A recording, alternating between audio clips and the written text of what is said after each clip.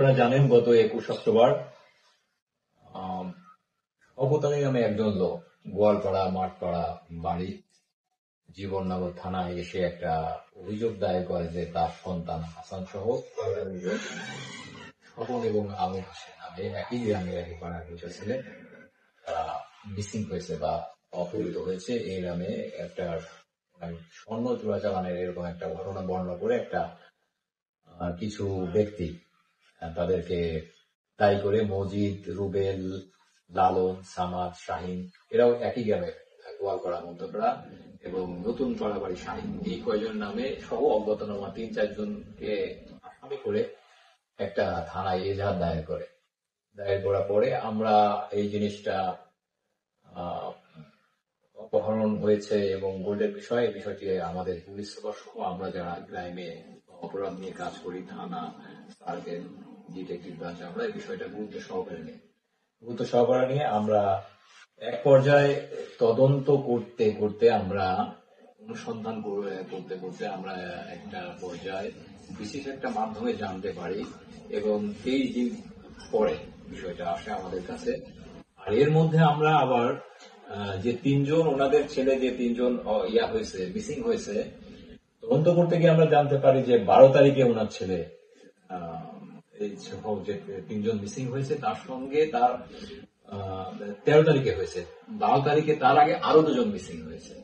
আনারুল এবং তার ছেলে শফিকুল। তো বিষয়টা আমাদের কাছে 5 জন লোক একটা জেলা থেকে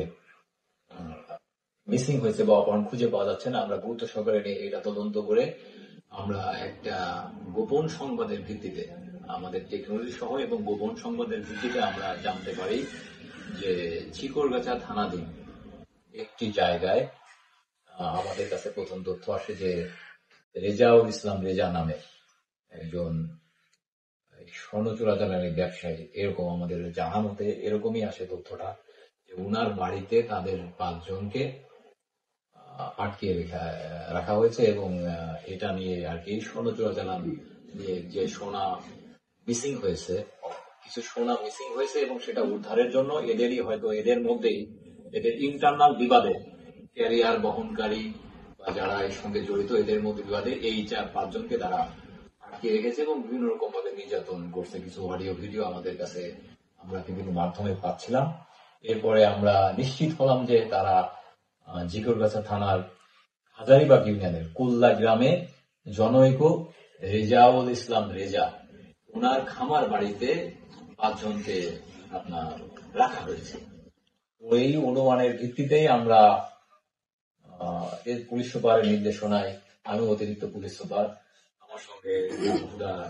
সার্কেল ওসিডিবি এবং পুলিশের লাইন এবং জীবননগর থানা সহ একটা স্পেশাল বিশেষ টিম আমরা গতকাল রাতে ঝিকরগাছার থানাধীন কুল্লা গ্রামে আমরা অভিযান পরিচালনা করি এবং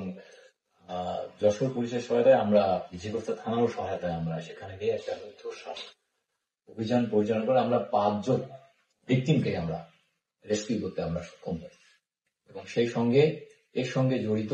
অপহরণের সঙ্গে জড়িত আমরা 3 জনকে আমরা ওখানেই আমরা গ্রেপ্তার করতে সক্ষম হই এবং সাথে একজন সহযোগী তাকেও আমরা গ্রেপ্তার করতে সক্ষম হই। কিন্তু আমাদের অভিযান চলাকালীন ঘটনার সুযোগে সম্ভবত টের পেয়ে আগে রেজাউল করিম রেজা আর